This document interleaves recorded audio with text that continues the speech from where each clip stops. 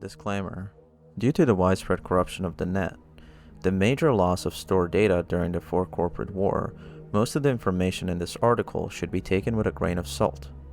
The Fourth Corporate War ended the world as we know it, leading to civil upheaval, the collapse of nations, megacorporations, and the global economy. Be aware that data retrieved from the old net might be significantly corrupted, and some facts cannot be consistently corroborated from multiple sources. We present this information in the hopes of shedding some light on those events. Have a good time and hail to the free net, friends.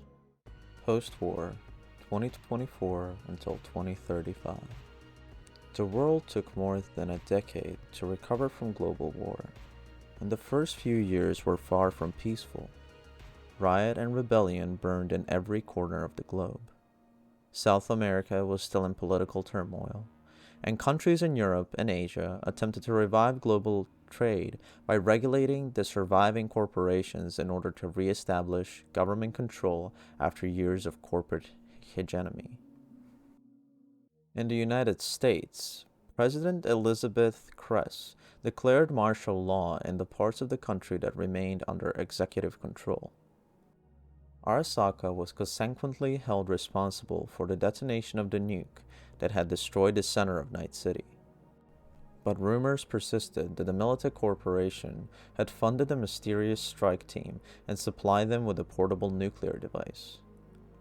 Society demanded an explanation, and President Kress exploited that sentiment to keep Militech on a short leash.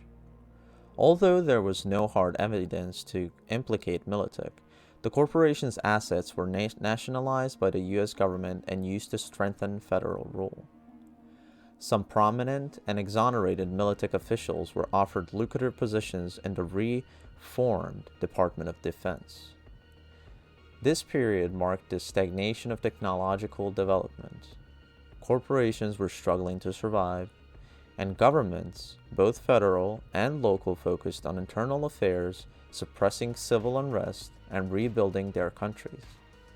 Nomads became the lifeblood of the tech trade, scrounging through battlefields and abandoned facilities and smuggling restricted goods in their heavily armed convoys. Despite her assurances, President Kress showed little interest in helping the devastated Night City recover. In fact, allowing the crippled city to struggle was the perfect way to bring the free state of Northern California to heal. Nevertheless, the stubborn residents of Night City refused to concede, and the arduous process of rebuilding began.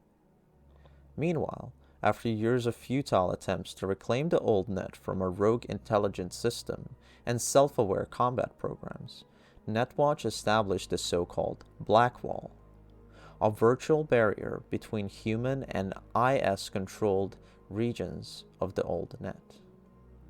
Given the magnitude of the operation, there may be some truth to the conspiracy theories that Netwatch was forced to strike a deal with the IS in order to build BLACKWALL.